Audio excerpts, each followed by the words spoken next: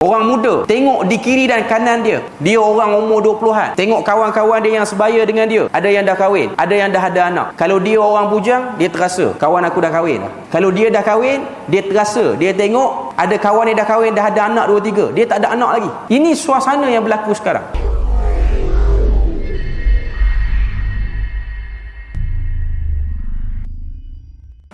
Nak kait dengan tajuk kita ataupun bab kita ni, iaitu bab berkaitan dengan al-imanu billah, as-sabru ala aqdarillah, bersabar terhadap takdir Allah.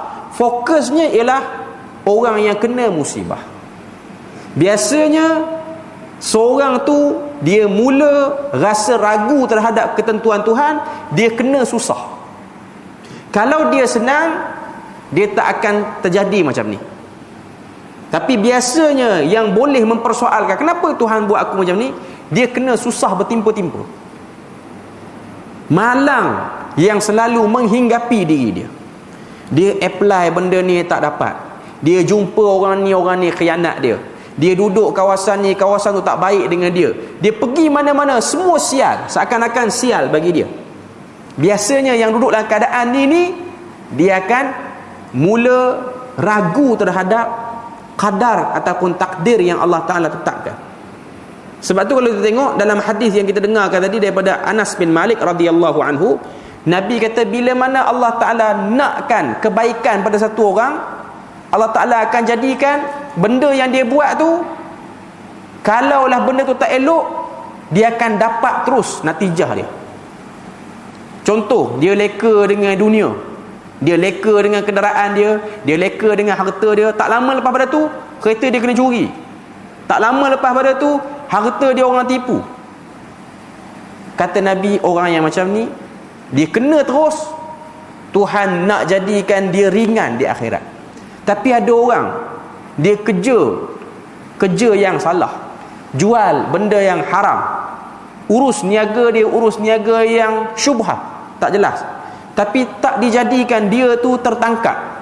Selalu bernasib baik, bahkan bertambah-tambah keuntungan, bertambah-tambah benda-benda yang bersifat material pada diri dia. Nabi kata orang ini Allah Ta'ala sedang memberatkan tanggungan dia di akhirat, supaya dia sampai di akhirat baru dia terkejut. Ini semua celaka-celaka yang ditangguhkan pada diri aku. Jadi daripada hadis ni, seakan-akan Nabi nak beritahu berita gembira kepada orang yang diuji dengan kematian, diuji dengan melarat, diuji dengan kerugian, diuji dengan kesusahan. Allah Ta'ala bagi terus tu petanda di akhirat nanti tak kena dah. Petanda di akhirat nanti dia akan dikurangkan, dia akan dimudahkan. Jadi ianya memberi satu berita gembira kepada Nabi dan para sahabat dan golongan-golongan wanita yang telah kematian suami, yang kematian anak kerana mengikuti Nabi dalam peperangan, kerana mati syahid di jalan Allah, menyebabkan ahli keluarga dia bersedih. Ini nak tunjuk kepada kita bahawasanya ianya bahagian daripada ketentuan Allah Azza wa Jalla. Kita nak ejah tara mana pun nak jadi hak kita, kalau tak jadi hak kita, tak jadi hak kita. Itu satu benda, satu kefahaman yang kita kena sedar. Kita berhasrat untuk berada di tempat itu, kita mengidamkan position tu, tapi Tuhan tak jadikan jalan kita tu pergi ke situ, kita pergi ke lain. Itu juga bahagian daripada ujian takdir yang Tuhan nak uji pada kita. Cuma poin dia ialah bila mana kena sabar.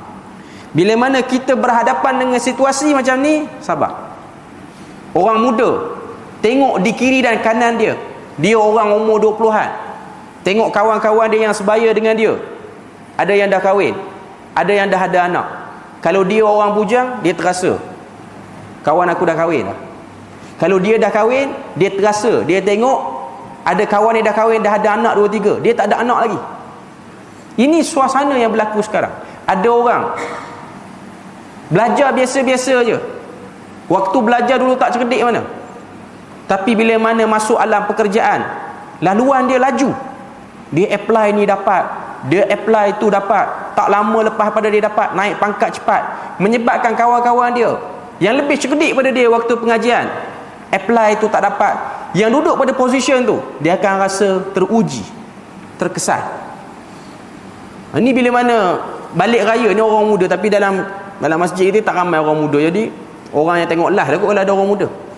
Bila mana balik raya dia rasa terganggu. Orang duk bercakap tentang dah start beli rumah. Ni anak-anak 90-an. Saya pun anak 90-an tak? Orang-orang yang lahir 90-an, 80-an ni waktu rencam ni. Orang yang usia 20, 30 nak masuk ke 40 ni, waktu-waktu yang menjadi ujian. Sebab waktu ni topik perbincangan pergi mana-mana pun. Pergi beraya ke, sembang kedai kopi ke, sembang tempat kerja ke, sembang di mana-mana pun. Orang akan bilang isteri, bilang kereta, bilang duit dalam bank, bilang rumah. Orang akan cuba melihat hierarki dia punya pencapaian dia situ. Ada orang dia rasa terganggu, dia tak dapat benda tu. Ketahuilah, itu bukan daripada keutamaan, bukan daripada prioriti, bukan daripada benda yang kita kena rungsingkan. Yang pasti berusaha. Tapi jangan salah faham. Ada orang dia tak fikir tapi dia malas, yang tu teruk. Dia kena usahalah untuk keluarkan diri, kena ada usaha untuk majukan diri, upgrade diri dia.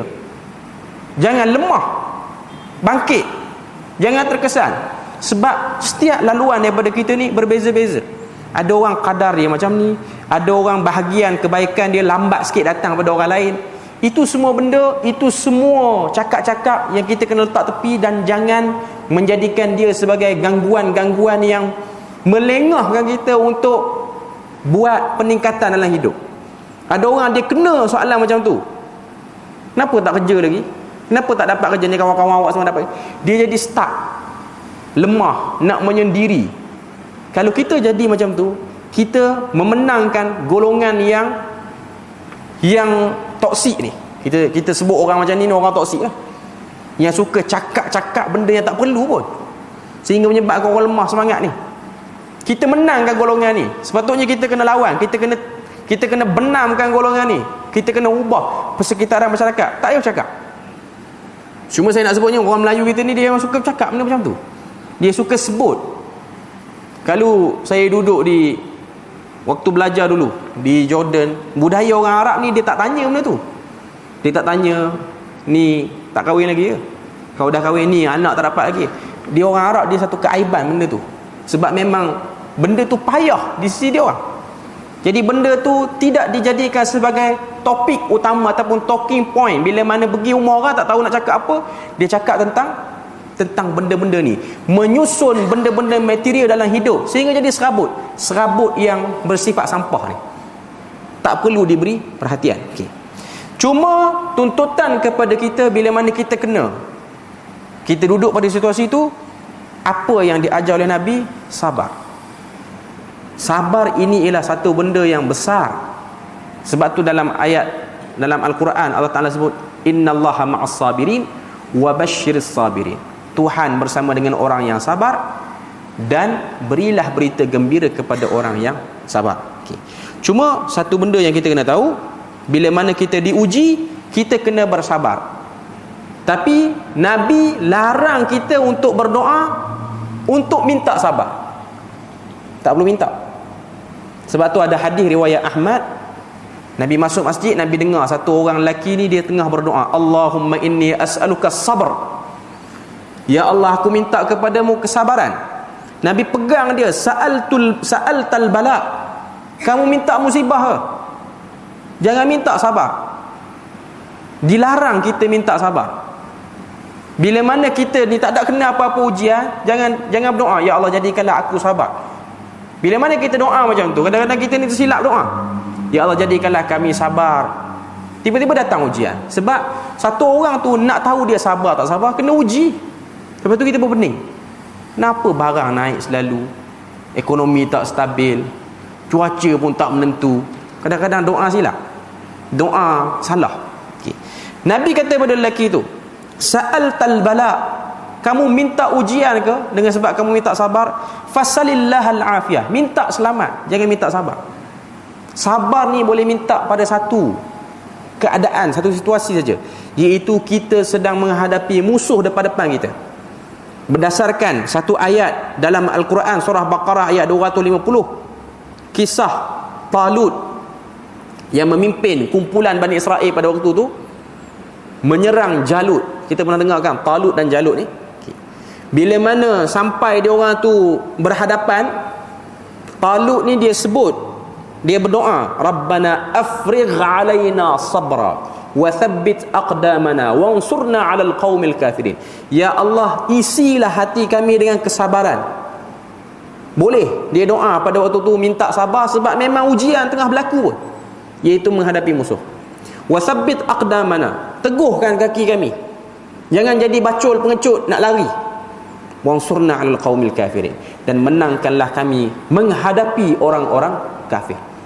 Okay. Jadi ini benda perkara yang kita kena tahu dan kita kena sedar. Dalam bab ni, sabar itu bahagian daripada iman. Setiap kita akan diuji untuk menjayakan, melepaskan diri daripada ujian itu ialah sabar, dan berusaha cari ruang untuk keluar pada ujian tu dengan usaha-usaha yang diredai oleh syarak, bukan usaha-usaha menipu ataupun usaha-usaha yang mengelak, yang tu tak aci. Cuma nak sebut pada kita dalam perbahasan tauhid, salah satunya ialah berkaitan dengan sabar.